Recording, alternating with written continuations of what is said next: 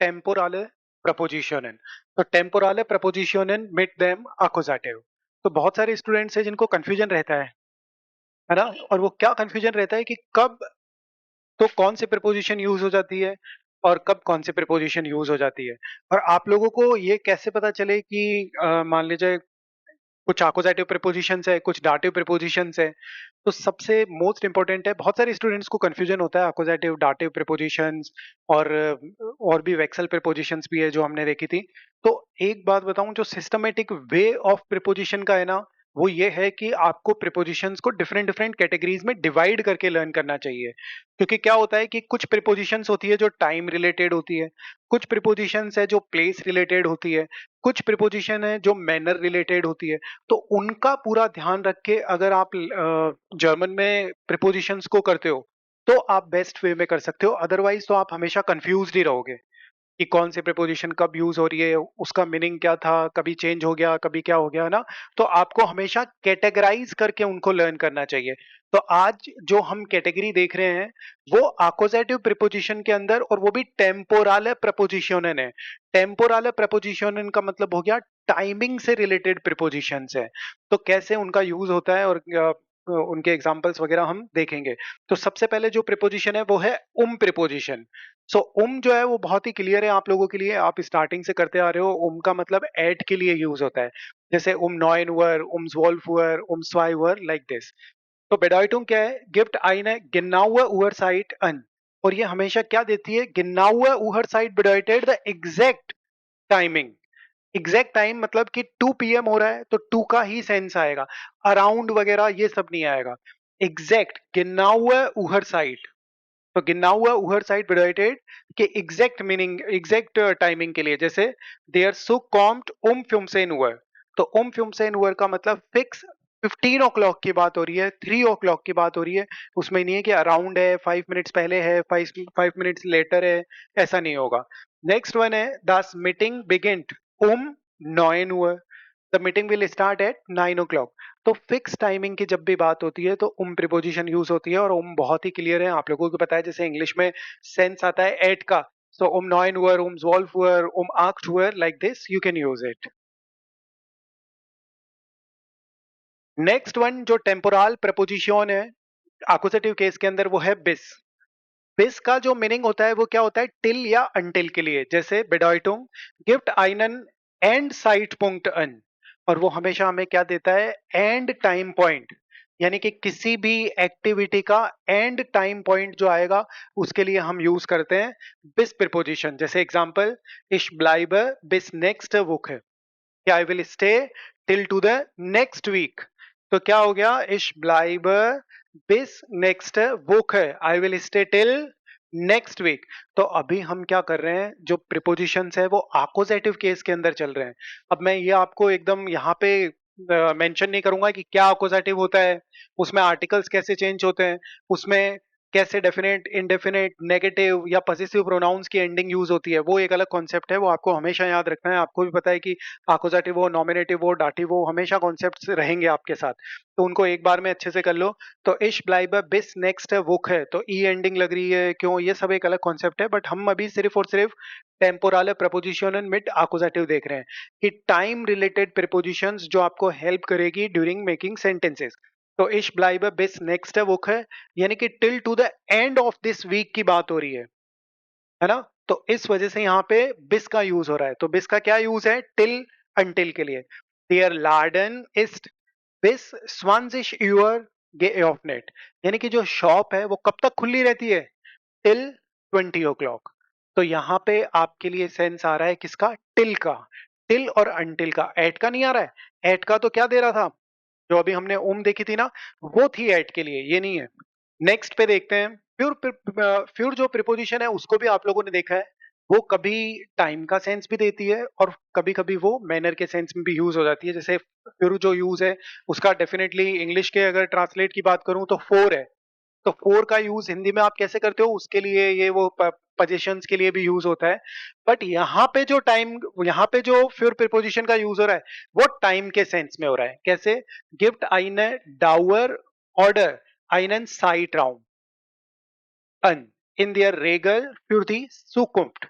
ज्यादातर इसका यूज होता है एक पर्टिकुलर टाइम के लिए कि कितना टाइम उसमें टेक होगा, और साथ में फ्यूचर के लिए भी यूज हो जाता है कि फ्यूचर में उसका कितना टाइम इन्वॉल्व होगा। जैसे यहाँ पे देखो example, Wir fahren für 3 Wochen nach Italien। तो फ्यूर ड्राई वोखन का मतलब हो गया 3 वीक्स के लिए।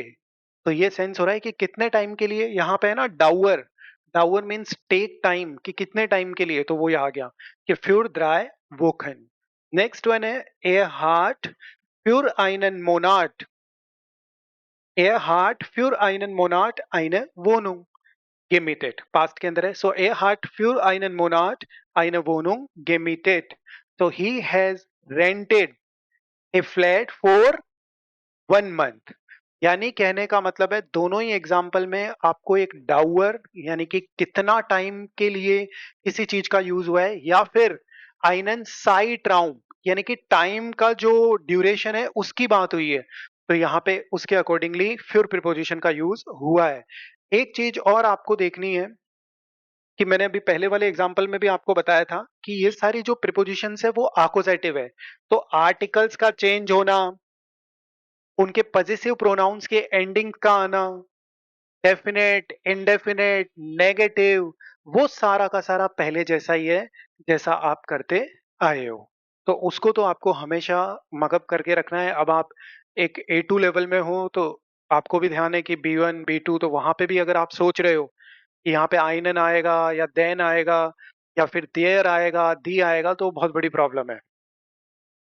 नेक्स्ट प्रिपोजिशन को देखते हैं, यूबर। तो देखो यूबर और फ्यूर में जो डिफरेंस है वो कैसा है कि दोनों ही डाउअर के लिए यूज हो रही है।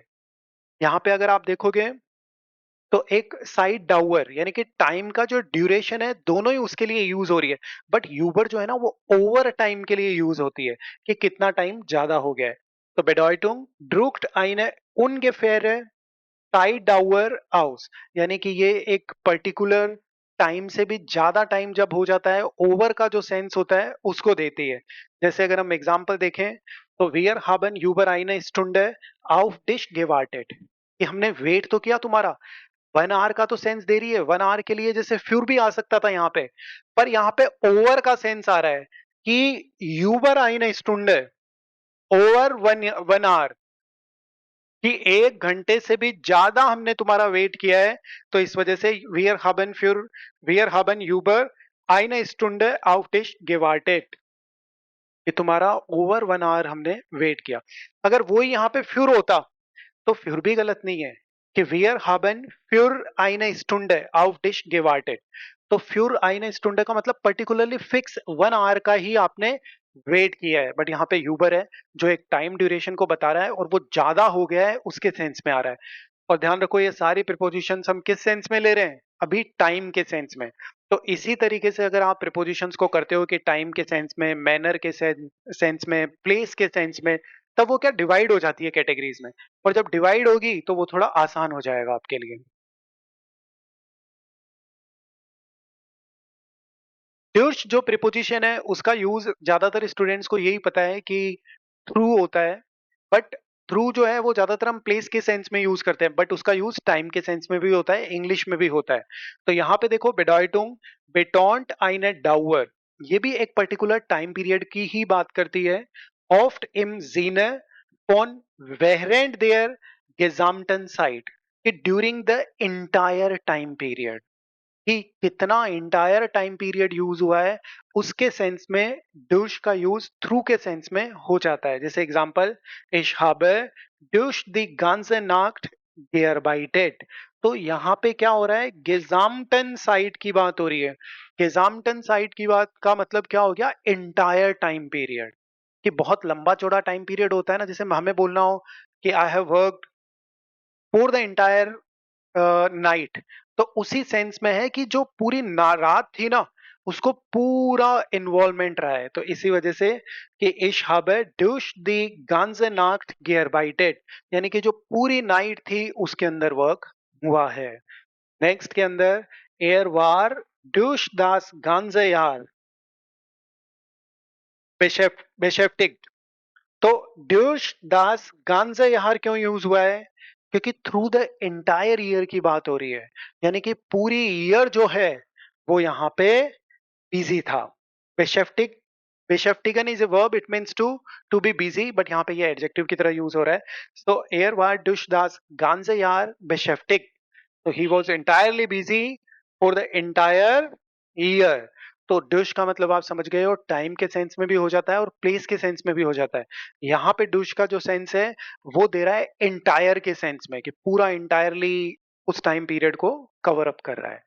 ठीक है। आपको ये भी ध्यान रखना है कि हमने एक बार एडजेक्टिव की एंडिंग सीखी थी, तो यहाँ पे देखो अकोजेटिव प्रीपोजिशन है, दास आ रहा है, तो हम डेफिनेट आर्टिकल के साथ ई लगाते हैं, तो ये ई यहाँ पे यूज हो रहा है। नेक्स्ट जो हमारी प्रीपोजिशन है अकोजेटिव और टेम्पोरल के सेंस में ही, वो है गेगन। गेगन प्रीपोजिशन का मतलब अगेंस्ट भी होता है, और यहाँ पे जो है वो टाइम के सेंस में हम देख रहे हैं, तो वो अराउंड के लिए होता है, कि कितने टाइम पीरियड अराउंड, हम बोलते हैं ना अराउंड 5 o'clock लाइक दिस, तो यहाँ पे यूज हो रहा है। गिफ्ट आइने उनगेफेरे साइट अनगाबे अन, तो बाइशपिल, तो यहाँ पे ये जो है सेंस देता है कि एक पर्टिकुलर अराउंड के सेंस में, कि एक टाइम पीरियड जो चल रहा है वो अराउंड के सेंस में चल रहा है। जैसे जो था ना, वो एकदम एग्जैक्ट टाइम की बात करता है, कि 9 हुआ ट्रेफन वियर ओन्स, कि हम 9 o'clock पे मिलेंगे। बट यहाँ पे बात किसकी हो रही है, कि उन गेफेरे साइड अनगाब है, यानी कि फिक्स नहीं है, अराउंड है, 2 4 5 10 मिनट ऊपर नीचे हो सकती है। तो ये देखो वियर ट्रेफनून्स गेगन आक्सेन हुआ, तो गेगन आक्सेन हुआ का मतलब है कि अराउंड 18 o'clock पे हम मिलेंगे। तो वो थोड़ा सा टाइम ज्यादा भी हो सकता है, 5 10 मिनट्स, और थोड़ा सा टाइम कम भी हो सकता है। और वही अगर यहाँ पे होता कि वियर ट्रेफनून्स ओम आक्सेन हुआ, तो एग्जैक्ट 18 o'clock की बात हो रही होती, बट यहाँ पे गेगन है। नेक्स्ट के अंदर देखें, देखते हैं एयर काम गेगन मीटर नाक्ट, नाक हाउस है, काम जो है वो प्रेटेरिटुम है। सो ही केम गेगन मीटरनाक्ट का मतलब हो गया around the midnight. So around the midnight वो ही केम टू होम। तो यहाँ पे गेगन का यूज हो रहा है। गेगन किसी के भी सेंस में यूज हो सकता है, जरूरी नहीं है कि आप पर्टिकुलरली सिर्फ जो एट टाइमिंग जो है, एग्जैक्ट टाइमिंग है, उसके सेंस में यूज करो। आप ये भी कह सकते हो गेगन आबेंड अराउंड द इवनिंग, तो ऐसे भी हो सकता है, कोई प्रॉब्लम नहीं है। अब हम कुछ एक्सरसाइजेस देखते हैं, जिसके अंदर आप लोगों को पता लगाना है कि कौन सी प्रीपोजिशन यहाँ पे आप लोगों को दिख रहा है।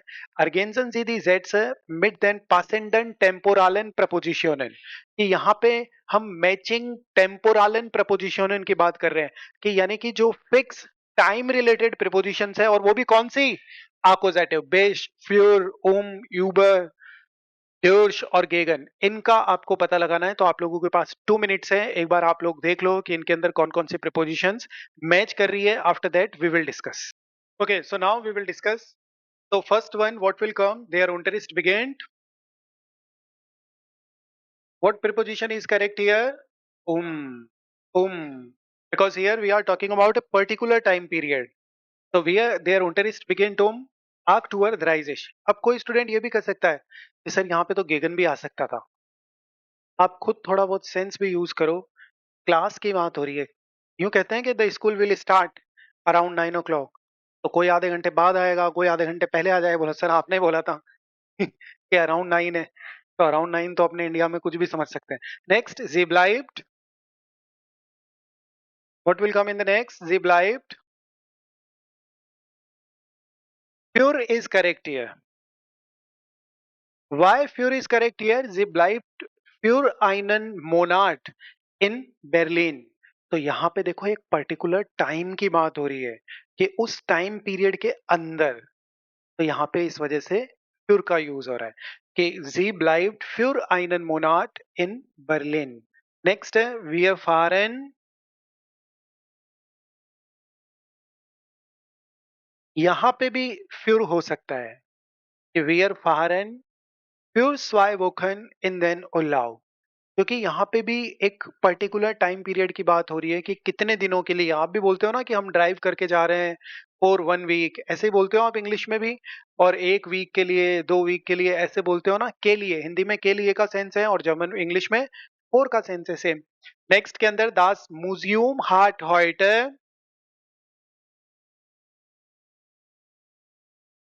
What preposition will come here? Bis, für, über, durch or gegen. So das Museum hat heute bis 18 Uhr geöffnet. आप खुद ही सोचो, यहाँ पे 18 o'clock की बात हो रही है और कोई भी म्यूजियम होगा तो वो 18 o'clock पे तो ओपन नहीं होगा, वो तो क्लोज ही होगा ना। 18 पे इवनिंग का टाइम है, 18 का मतलब तो 6 हो रहा है, तो 6 का मतलब तो वो बंद होगा, और बंद होगा तो टिल टू द बोलते हैं हम। तो यहाँ पे आ गया कि das Museum hat heute bis 18 Uhr geöffnet, कि वो इतने बजे तक ओपन है। नेक्स्ट के अंदर ईशरबाइट है, ये आया भी था एग्जाम्पल। ईशरबाइट है, क्या आएगा? दी गांजे नाक्ट की बात हो रही है तो इंटायर नाइट की। ट्यूश इज करेक्ट हियर, सो ईशरबाइट है ट्यूश दी गांजे नाक्ट das Projekt zu beenden। तो यहाँ पे एक पूरी नाइट की बात हो रही है पर्टिकुलर, तो उस वजह से यहाँ पे ड्यूश का यूज हो रहा है। हमने देखा था कि ड्यूश जो प्रिपोजिशन है वो थ्रू की बात करती है टाइमिंग के सेंस में भी, बट एक एंटायर टाइम पीरियड के लिए। नेक्स्ट वन, वी आर ट्रेफन ओन्स। यहाँ पे अब गेगन भी हो सकता है और भी हो सकता है, या तो गेगन भी हो सकता है या भी हो सकता है, क्योंकि अराउंड 17 ओ क्लॉक पे भी हम मीट कर सकते हैं या फिर एग्जैक्ट 17 ओ क्लॉक पे भी हम मीट कर सकते हैं, both are correct. Next one, एयर ब्लाइव्ड, करेक्ट प्रिपोजिशन हियर एयर ब्लाइव्ड बिस। वाई बिस? क्योंकि बिस नेक्स्ट वोक है, यानी कि कोई हमारे यहाँ स्टे कर रहा है और हम यही कहते हैं ना कि वो हमारे यहाँ स्टे करेगा टिल नेक्स्ट वीक तक, टिल नेक्स्ट मंथ तक, तो वही सेंस आ रहा है कि एयर ब्लाइव्ड बिस नेक्स्ट वोक है बाय seinen Eltern, तो he will stay till next week हो गया। Next one, das Concert dauert,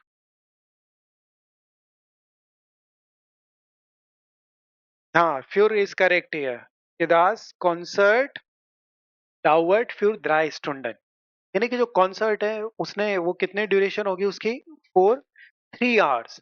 next one, वी आर कॉमन, व्हाट विल कम? वी आर कॉमन, आने की बात हो रही है तो वी आर कॉमन मिटरनाक्ट means in the middle of night,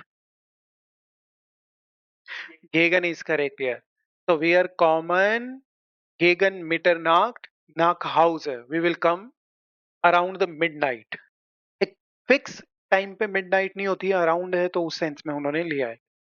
दी बेशप्रेशुंग, बेशप्रेशुंग का मतलब मीटिंग वगैरह होती है, सो दी बेशप्रेशुंग गेट,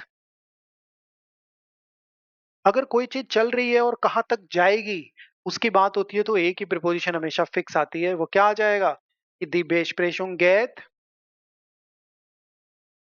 बिस, नहीं बिस।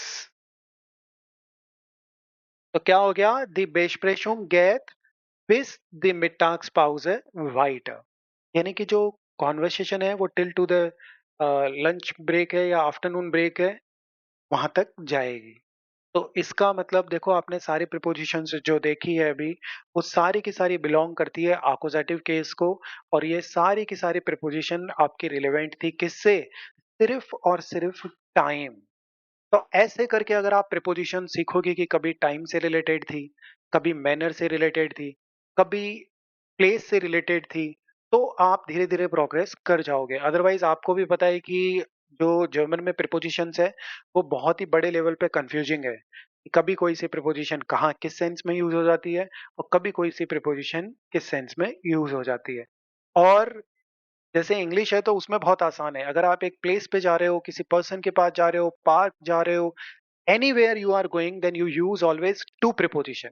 जैसे I am going to my parents, I am travelling to Mumbai, I am flying to Germany, जहां आप कहीं भी जा रहे हो, I am going to Deepak, तो पर्सन भी था, प्लेस भी था, सिटी भी है, कंट्री भी है, फ्लाई करके भी जा रहे हो, ड्राइव करके भी जा रहे हो, कैसे भी जा रहे हो, सीधा सा इंग्लिश टू करती है एंड ओवर। जर्मन में ऐसा नहीं है। Ich gehe ins Kino, ich gehe zu ihm, ich fahre an das Meer। तो देखो, जहां भी अलग अलग प्लेसेस पे हम जा रहे हैं तो प्रिपोजिशंस अकॉर्डिंगली चेंज होती हुई जा रही है। तो ऐसा आपको बहुत अच्छे से लर्न कर लेना है। कुछ केसेस में तो फिक्स है कि अगर आप इन प्लेसेस पे जा रहे हो तो आपको ये प्रीपोज़िशन यूज़ करनी पड़ेगी। तो अभी आज जो हम देख रहे हैं वो सिर्फ़ और सिर्फ़ टाइम को टारगेट कर रहे हैं। तो बाद में हम फिर प्लेसेस वग़ैरह को भी करेंगे। ज़्यादा प्रॉब्लम प्लेसेस में ही होती है।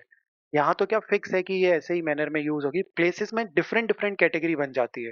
तो वो वहाँ थोड़ी प्रॉब्लम क्रिएट करता है। और दूसरी बात आपको मैं हमेशा बताता ही हूँ कि रीडिंग करते टाइम आपको बहुत कॉन्शियस होना चाहिए कि यहाँ-यहाँ ये फिक्स प्रीपोज़िशंस यूज़ होती है तो 100% होती रहेगी।